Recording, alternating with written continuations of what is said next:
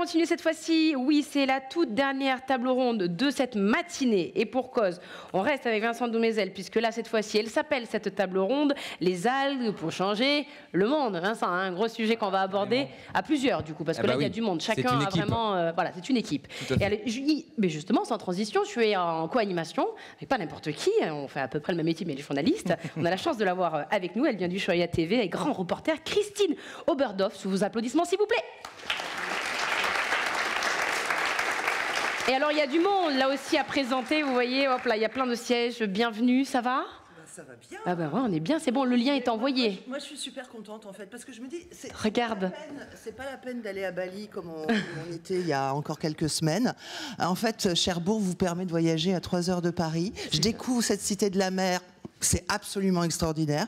Et je me dis, je repense à ces cultiveurs d'algues qu'on a filmés justement à Bali, qui nous disaient, vous savez, si on n'avait pas eu cette tradition de culture des algues pendant la pandémie, on aurait eu un sérieux problème pour nourrir nos enfants. Donc le tourisme, c'est bien. Les algues, c'est plus durable apparemment. Voilà. On va en parler justement pour débattre avec nous, sans plus attendre, le docteur en biologie, directeur de recherche du CNRS à la station biologique de Roscoe et expert pour le pôle mer mer Bretagne-Atlantique sur les ressources biologiques marines du CNRS. Philippe Potin, à vos souhaits.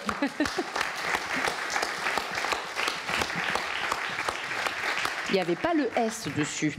Alors, elle est en visio avec nous et pour cause, elle n'est pas là. Brianna Warner, présidente directrice générale Atlantic Sea Farms, anglophone, voilà, applaudissements pour elle, elle va apparaître, hop là, elle est là. Magique, la technologie.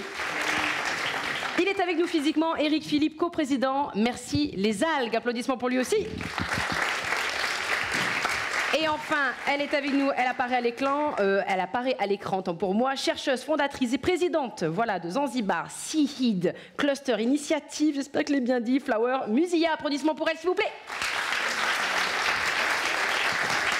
Moi, je voudrais que Mathieu nous rejoigne. Mais le meilleur pour la fin, autant pour moi, Mathieu, il est là depuis tout à l'heure en plus. Alors, évidemment, qui va co-animer avec Christine, autant pour moi. Mathieu Novak, rédacteur en chef de Science et Avenir. Exactement. On se connaît depuis 15 jours. Oui, voilà. Mathieu est là, c'est bon, c'est parti, c'est à vous. Mais Mathieu, déjà, j'ai un regret, un immense regret, c'est de ne pas m'être plus intéressée aux sciences quand j'étais à l'école. Parce que je découvre que les scientifiques sont de magnifiques raconteurs d'histoires, qu'ils nous invitent au voyage. Il s'agit juste d'apprendre à les écouter. Et effectivement, hier soir, on a eu un dîner absolument passionnant avec ce showman qui est Vincent Doumézel, où effectivement, j'avais l'impression qu'il me racontait des romans de science-fiction, des romans d'espionnage. Je pense qu'on aura le droit à 2-3 anecdotes tout à l'heure, et si on les a pas toutes, je vous convie vraiment à lire son livre, La Révolution des algues. Ça se lit vraiment comme un roman. Jules Verne peut vraiment se rhabiller parce qu'effectivement, on comprend que les algues ont non seulement totalement changé notre atmosphère il y a des milliards d'années, donc ça, les scientifiques qui sont à nos côtés vont nous l'expliquer, mais qu'elles ont des super pouvoirs pour effectivement trouver des solutions pour votre génération à vous, celle de nos enfants. Et ça, c'est plutôt une bonne nouvelle. Un directeur de recherche, effectivement, est avec nous. Bonjour. Bonjour. Bonjour. Bonjour Philippe Potin. Moi, il y a un truc que je ne comprends pas. Donc, vous dirigez effectivement la station de Roscoff. Non, je ne dirige pas la station de Roscoff. Je dirige des recherches sur les algues. Et effectivement, je coordonne des grands projets. Mais c'est une directrice à Roscoff. Enfin une femme. Et oui, la première depuis toute l'histoire, depuis les 150 ans de la station. Et il faut le souligner, d'autant que vous n'êtes pas nombreux, vous, les scientifiques, à plancher sur les algues. Il y a plein de gens qui planchent sur le blé, mais en revanche, sur les algues, c'est beaucoup plus rare. Pourquoi ? Tout simplement parce que, comme Vincent l'a souligné, la première évolution a quand même mis en avant que la végétaux terrestre était essentielle pour construire nos civilisations. Et donc, quand la recherche s'est développée, elle s'est surtout intéressée effectivement à des organismes qui étaient essentiels donc, pour assurer les besoins quotidiens.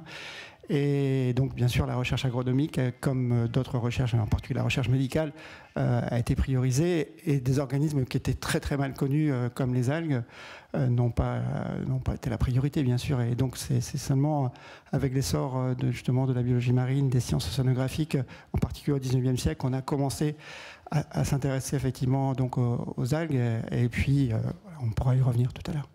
Alors Mathieu, un sacré déficit effectivement de com pour ces pauvres algues, mais on va rattraper le coup aujourd'hui. On a une demi-heure pour rattraper des années de retard. Et grâce à votre collègue juste à côté, enfin collègue, notre invité à côté de vous, que vous allez nous présenter. Eh bien, bonjour Eric Philippe. Bonjour. Donc vous allez nous parler davantage, vous travaillez pour une association qui s'appelle Merci les algues. Une association qui s'appelle Merci les algues, c'est facile à retenir. Dites-nous en 2 minutes. Alors je suis coprésident de cette association avec l'ancien directeur du CNRS et un agriculteur. Et notre vocation justement, c'est de faire connaître les algues et tous les acteurs qui utilisent les algues et de rattraper le temps perdu qu'a évoqué Vincent tout à l'heure. C'est-à-dire qu'on a d'autres régions du monde qui ont su valoriser les algues en quantité importante et nous on n'est qu'au départ. Parler de la santé avec les algues quand on est en Asie, ça se pose pas, c'est naturel. Dire aux gens en Europe que manger des algues c'est la santé, il y a un petit peu de travail de pédagogie et c'est pour ça qu'on a créé un label qui va accompagner toutes ces filières. Donc vous, votre rôle, c'est d'essayer de faire du lien entre les différents acteurs, de la recherche jusqu'à... Voilà, de la recherche, tous les gens qui utilisent les algues et qui recherchent les algues et qui veulent faire la promotion des algues. Et l'idée, c'est d'avoir ce label qui va même jusqu'au consommateur final. Parce que, comme on l'a dit tout à l'heure, manger, c'est voter.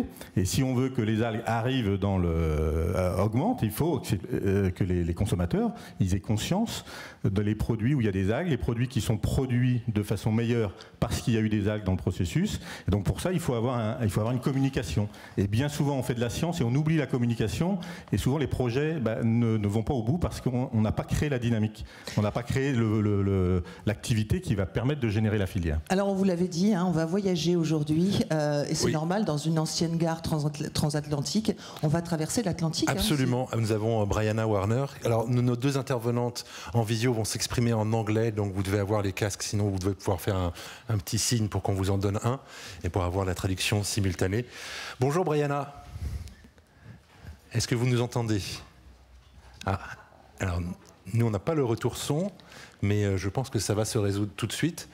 Donc vous travaillez pour vous êtes la fondatrice et patronne d'une entreprise qui s'appelle Atlantic Sea Farms, qui est la plus grande ferme d'algues aux États-Unis et qui est aussi une entreprise qui a une caractéristique, c'est qu'elle toutes les personnes qui y travaillent sont des femmes. Alors, est-ce qu'on vous entend? Est-ce qu'on ne vous entend pas? C'est normal qu'on ait quelques problèmes techniques. Il n'y a pas de raison que ce soit que pour les autres. On va essayer de résoudre ça. Flower, est-ce que vous nous entendez? Flower qui est à Zanzibar. Voilà, nous partons en Tanzanie. Nous essayons de partir en Tanzanie. Est-ce que vous nous entendez? Est-ce que vous pouvez nous parler? Alors, est-ce qu'on vous entendra? Alors, on n'a pas de retour son. Donc, alors, ça va arriver. On va laisser l'équipe technique qui n'arrête pas de s'affairer depuis tout à l'heure résoudre ce souci technique. Une première question quand même, parce que moi, j'aimerais comprendre, effectivement, avant d'entrer dans notre époque, un premier flashback. Quel rôle les algues ont joué il y a des milliards d'années? Comment ont-elles pu changer notre atmosphère? C'est une longue histoire qui est contée effectivement dans le livre de Vincent Demoiselle, La Révolution des algues. En fait, il faut remonter effectivement presque aux origines de la planète, en fait, et donc il a remonté à plus de 3,5 milliards d'années. Alors c'est effectivement au départ des organismes qu'on a longtemps appelés les algues bleues, qui sont à l'origine donc de la première photosynthèse en fait sur Terre, donc l'absorption de gaz carbonique pour fabriquer de la matière organique et pouvoir donc relarguer de l'oxygène donc au cours de ce processus et donc pouvoir effectivement établir la vie sans avoir à puiser dans des ressources donc d'autres organismes. Donc ces petites bactéries en fait, puisqu'il s'agit essentiellement de bactéries qui étaient capables de faire de la photosynthèse, elles ont permis en fait d'enrichir progressivement l'atmosphère en oxygène et de rendre la vie donc pour les organismes qui doivent respirer de l'oxygène possible, et donc toute la vie animale. Et ça a pris des milliards d'années, puisque donc on estime que les premières formes de vie, autres bien sûr que des vies bactériennes, remontent à un peu moins de 2 milliards d'années. Et donc des vies effectivement d'organismes qui étaient bien sûr très simples, sous forme probablement donc d'une seule cellule, bien qu'on a des fossiles maintenant qui nous permettent de voir que effectivement les formes de vie à plusieurs cellules peuvent aussi avoir plusieurs milliards d'années. Et donc, c'est grâce à ces algues bleues, en fait, qu'aujourd'hui, on a des végétaux sur Terre, bien sûr, et des algues donc dans la mer, en particulier tous les groupes qui forment le plancton.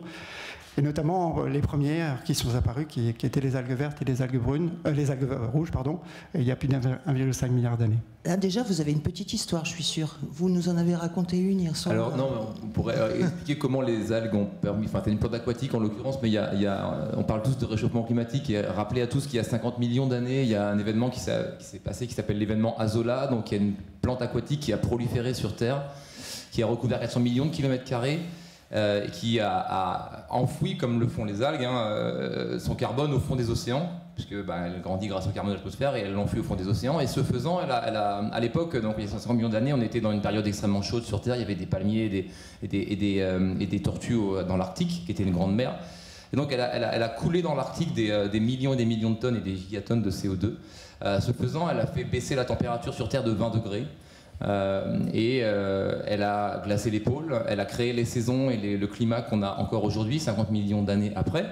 Et donc voilà, c'est juste pour se souvenir deux choses, de leçons à retenir de cette histoire-là. S'il y en a encore qui pensent que les hommes ne peuvent pas changer le climat, il faut se rappeler qu'une petite plante aquatique de 2 cm l'a fait, donc il est à craindre qu'on puisse le faire aussi. Et cette plante aquatique, aujourd'hui, elle survit dans quelques bandes de la Terre, là où elle peut, parce qu'elle a créé un climat qui lui est complètement inapte. Ça pourrait bien être notre histoire aussi. Donc quel est aujourd'hui le rôle des algues dans la composition de l'atmosphère et comment elles peuvent nous aider à lutter contre le changement climatique, Philippe ? 50% de l'oxygène qu'on respire est renouvelé chaque jour par les algues qui vivent donc dans le plancton océanique et sur nos côtes, et donc contribuent à autant de production d'oxygène effectivement que les plantes terrestres, les forêts. Donc c'est énorme effectivement. Mais elle joue bien sûr beaucoup d'autres rôles, et en particulier donc, si les océans ont été capables d'absorber donc, les excès d'émissions de gaz à effet de serre, en particulier du CO2, donc au cours des dernières décennies, c'est grâce aux algues, et en particulier bien sûr au rôle gigantesque du plancton, mais aussi donc des grandes forêts marines, puisque les forêts marines en termes de surface tout au long des côtes rocheuses où elles peuvent être distribuées, c'est l'équivalent de la surface de la forêt amazonienne, et c'est 2 fois la productivité de la forêt amazonienne, c'est-à-dire la productivité au sens d'être capable de capter du CO2. Alors, vous avez bien compris qu'on avait un léger problème pour traverser l'Atlantique et nous rendre à Zanzibar. Alors, on va avoir besoin de vous. Moi, je vous propose un truc, c'est que vous allez co-animer en fait cette table ronde avec nous. On vous propose de poser aussi vos questions, de ne pas hésiter. Il y a des micros qui circulent. On ne va pas attendre la fin de la table ronde parce que je suis sûre que vos questions peuvent permettre de relancer le débat. Et puis, ça sera une occasion aussi de rester en contact avec Flower et Brianna qui, j'espère, au moins nous entendent, parce que nous ne pouvons pas les entendre, mais elles peuvent peut-être vous entendre, et effectivement de continuer à échanger avec elles par la suite. Voilà. Donc si vous avez d'ores et déjà des questions, on peut en prendre tout de suite. N'hésitez pas à lever la main. Ah, on en a une.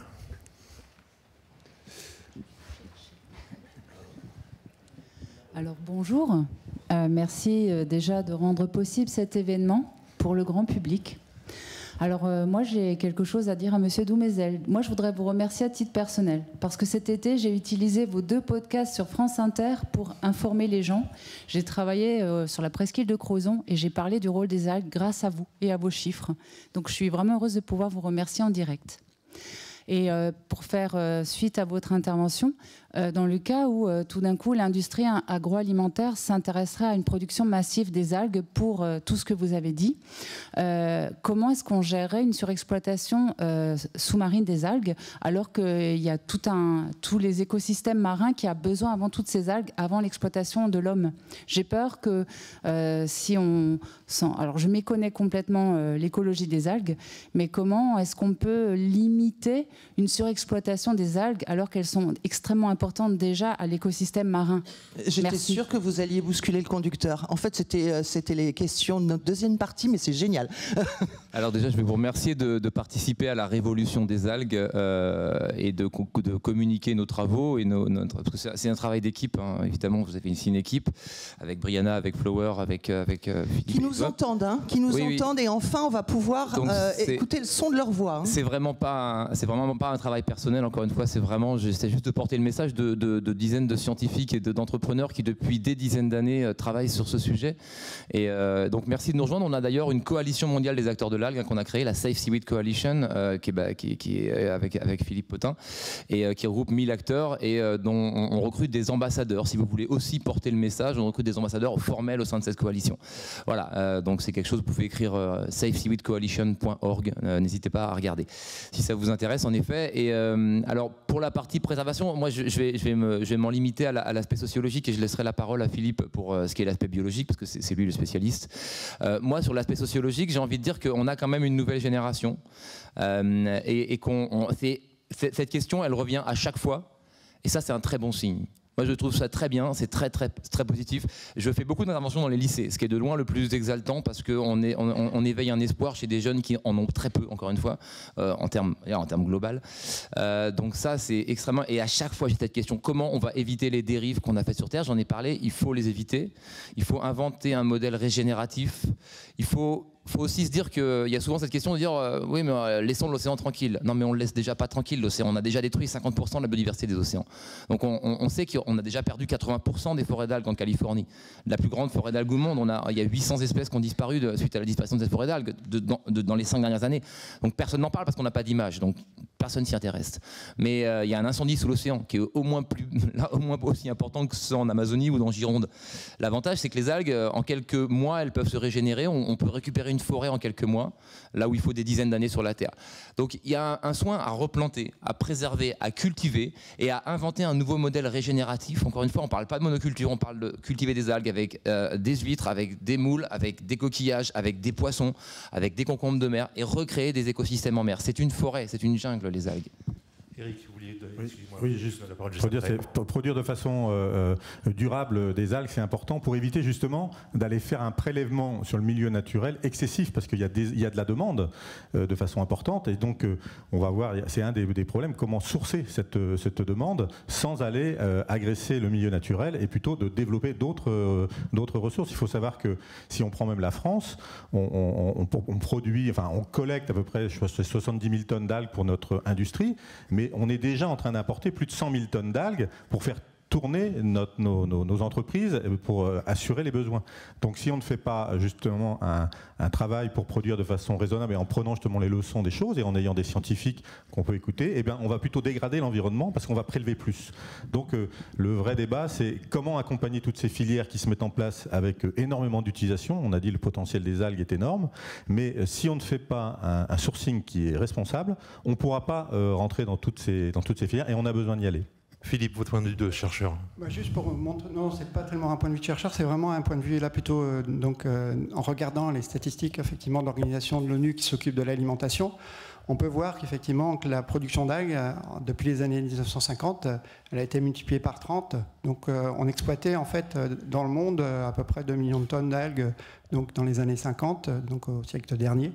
Et c'était essentiellement des algues qui provenaient donc de ressources sauvages, donc qui étaient récoltées. Donc effectivement à l'image qu'on en a en France, puisque effectivement plus de 95% des algues qui sont produites en France, elles viennent de la pêche et donc on sait qu'on ne pourra pas étendre donc ce niveau des pêcheries et que c'est la culture qui pourra le faire. Et au niveau mondial, en fait, l'essor des algues, il a été essentiellement assuré par la culture, essentiellement en Asie du Sud-Est et en Afrique de l'Est, donc notamment à Zanzibar avec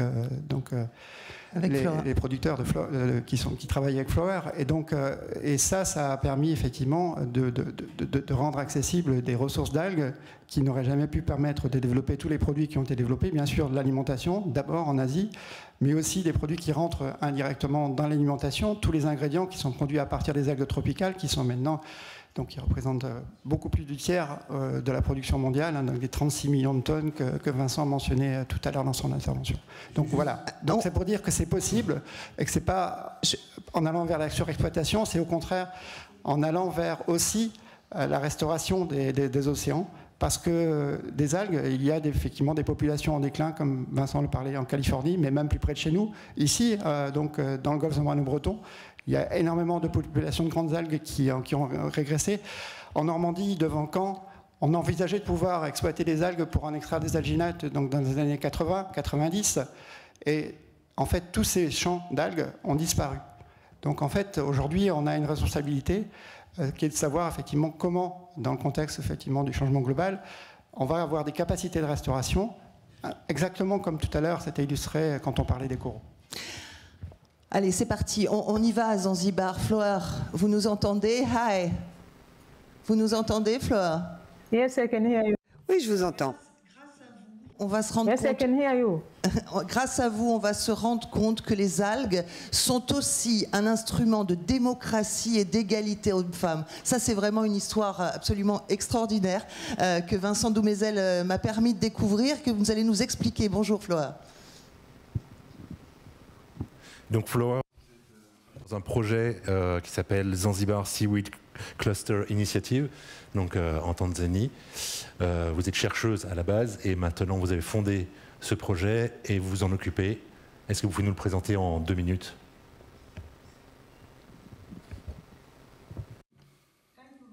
Merci beaucoup. J'espère que vous m'entendez. Je suis donc la fondatrice et présidente de l'initiative Algues Zanzibar. Et nous travaillons avec des agriculteurs, avec différents producteurs également. Au total, donc 3000 producteurs. Et nous travaillons donc avec les agriculteurs pour essayer de lutter ensemble contre le changement climatique. L'objectif étant de développer des techniques de culture pour essayer donc de cultiver des algues. En 2006, nous avons commencé à produire donc un certain nombre d'aliments à base d'algues. En 2006, notre initiative était composée de 21 agriculteurs et nous n'avions vraiment aucun produit à base d'algues. Et maintenant, en 2022, eh bien, nous travaillons avec près de 500 producteurs qui viennent retravailler ces algues pour donc ensuite produire 60 produits différents à base d'algues, des produits alimentaires, mais aussi des confitures par exemple, mais aussi des produits cosmétiques, des poudres, des savons, etc. Donc tout un tas de produits à base d'algues, à la fois fraîches et sèches. Et cela vient donc, bien sûr, augmenter le niveau de vie de ces agriculteurs et de ces producteurs en leur apportant un moyen de subsistance. Les algues sont vendues 20 centimes le kilo, mais les produits ensuite, eux, sont vendus jusqu'à 4 $ le kilo ou même plus en fonction des produits. Dans notre initiative, ce sont les femmes qui profitent le plus de ces cultures et de l'utilisation ensuite de ces algues et des produits. Initiative telle que la vôtre, le monde commence déjà à changer. Donc on verse ici sur le volet des applications. Donc je propose qu'on passe directement maintenant de l'autre côté de l'Atlantique. On va dans le Maine? On va dans le Maine, absolument, où Brianna Warner donc, va nous présenter comment elle aussi a réussi à passer vraiment complètement du côté industriel avec cette ferme. Qu'est-ce que vous fabriquez avec ces algues? Good morning, everyone. Bonjour à tous. Alors, j'aimerais effectivement apporter quelques corrections.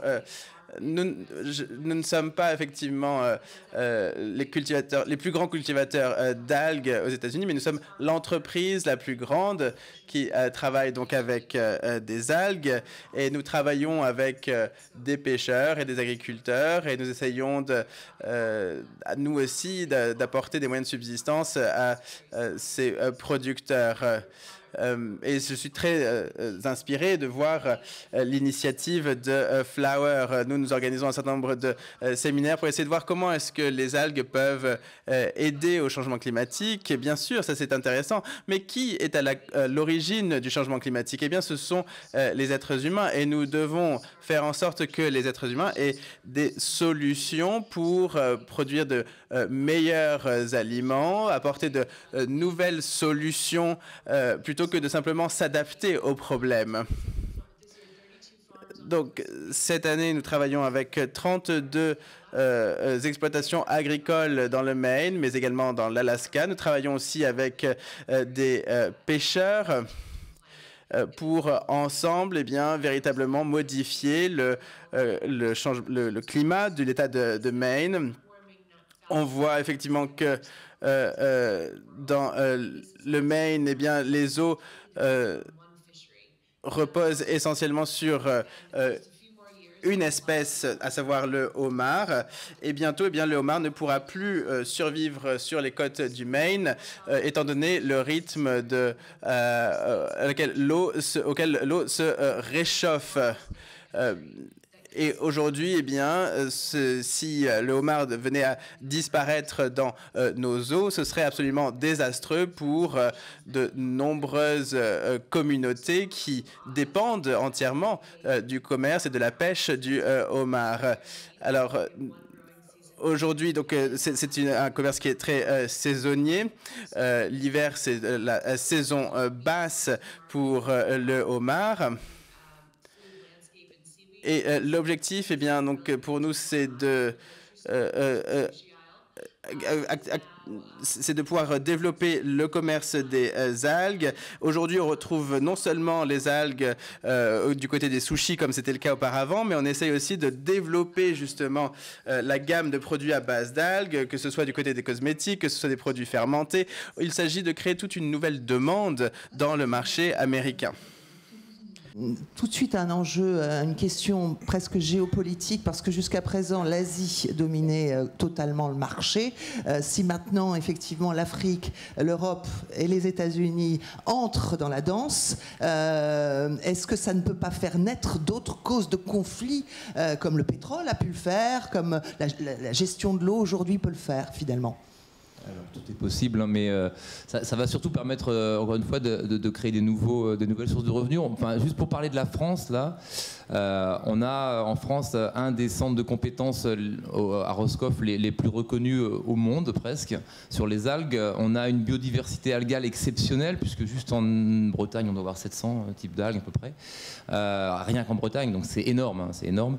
Et on a le deuxième territoire maritime au monde, avec 11 millions de kilomètres carrés. On représente 0,1% de la production mondiale d'algues. Donc voilà, on est loin de la surexploitation. Hein, juste pour parler, pour dire aussi sur cette question, mais on a environ 6 millions de kilomètres carrés, si ma mémoire est bonne, de territoires qui seraient très aptes à la culture d'algues sur Terre, et on en cultive actuellement 2000 kilomètres carrés. Donc il y a sans doute en effet des nouveaux territoires qui vont ressortir. Vous parlez de l'Indonésie. L'Indonésie, c'est 70% des côtes tropicales dans le monde. Donc pour tout ce qui est algues tropicales, que vous mangez déjà largement tous les jours, hein, à travers vos crèmes glacées, à travers vos produits transformés, à travers vos produits surgelés, à travers même dans les bières, même dans la viande, dans le dentifrice que vous utilisez tout le matin, il y a de l'algue. C'est le texturant qui est utilisé, qui vient de chez Flower et d'Asie du Sud-Est. Donc il y a déjà des nouvelles puissances qui se développent. L'Indonésie, c'est presque 30% de la production d'algues dans le monde, donc c'est déjà énorme.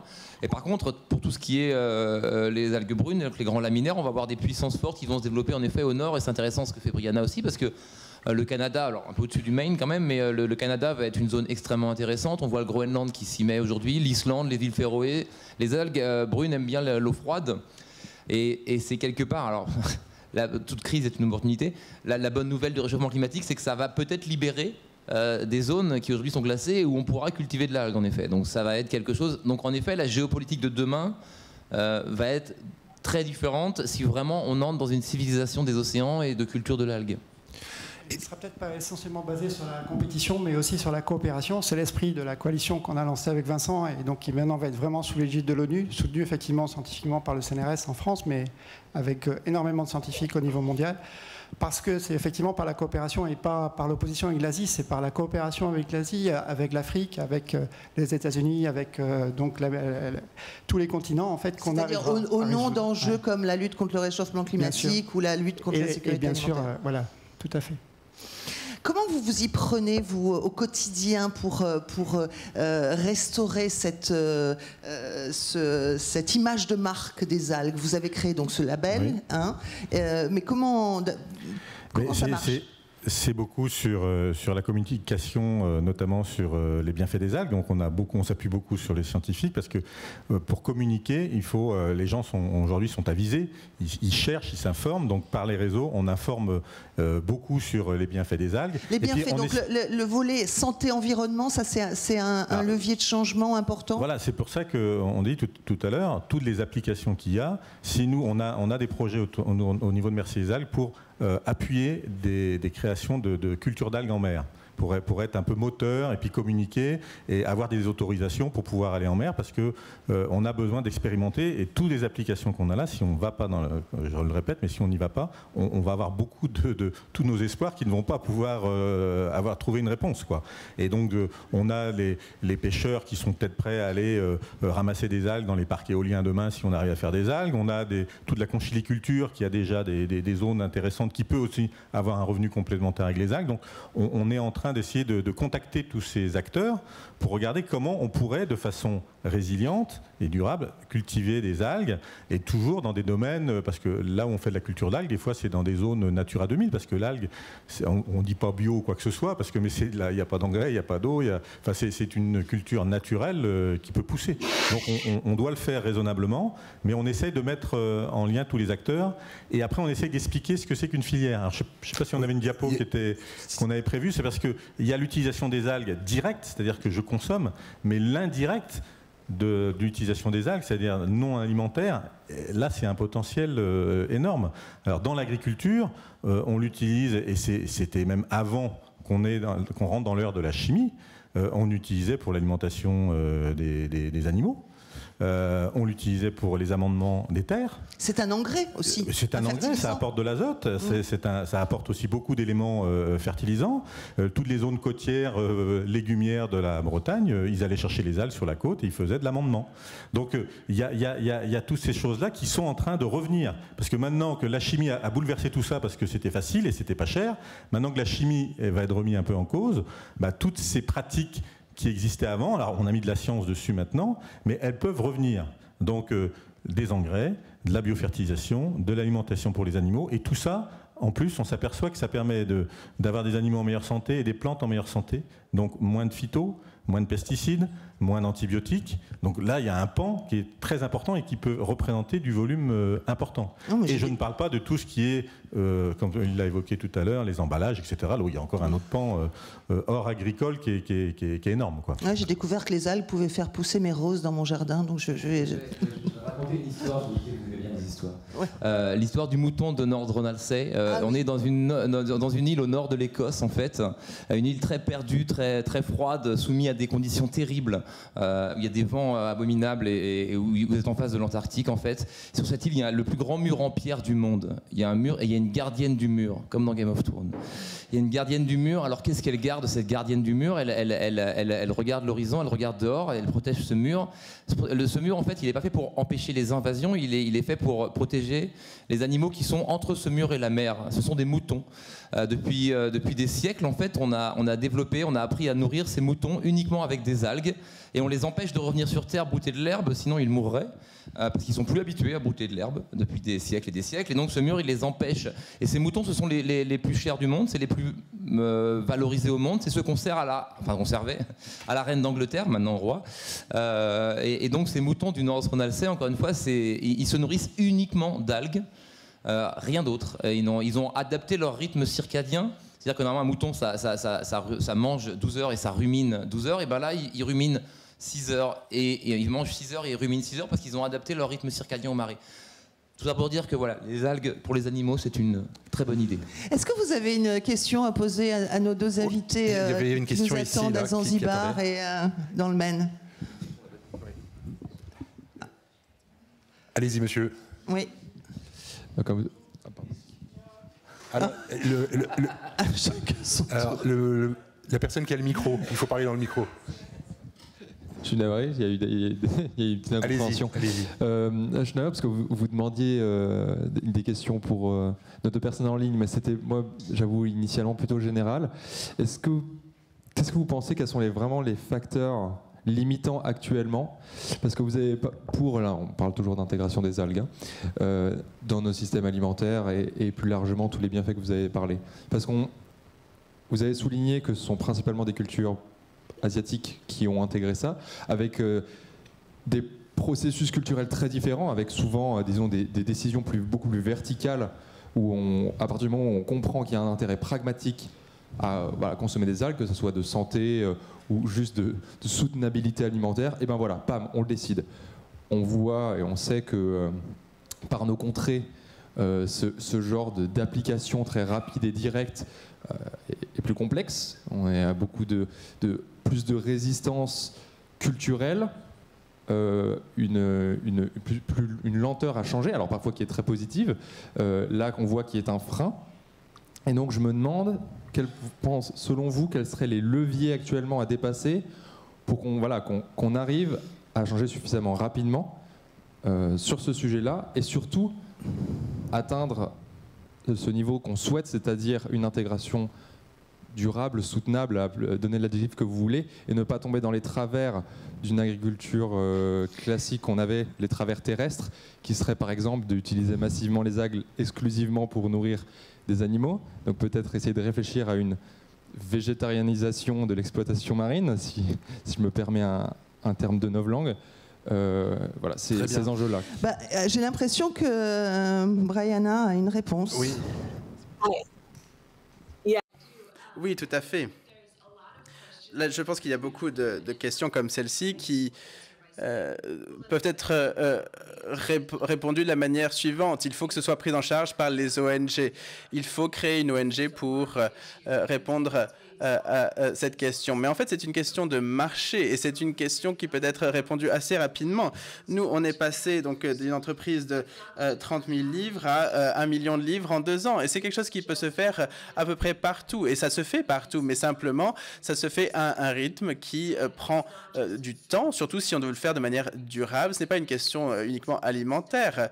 Comme Vincent le disait, on ne peut pas simplement juste donner des morceaux d'algues fraîches et leur dire voilà c'est bon. Non, il faut travailler sur les saveurs, sur les goûts et ça prend du temps. Mais il y a beaucoup de recherches en amont qui sont actuellement effectuées. Il y a beaucoup d'entreprises qui travaillent sur les bioplastiques, sur les biotissus, sur énormément de choses actuellement.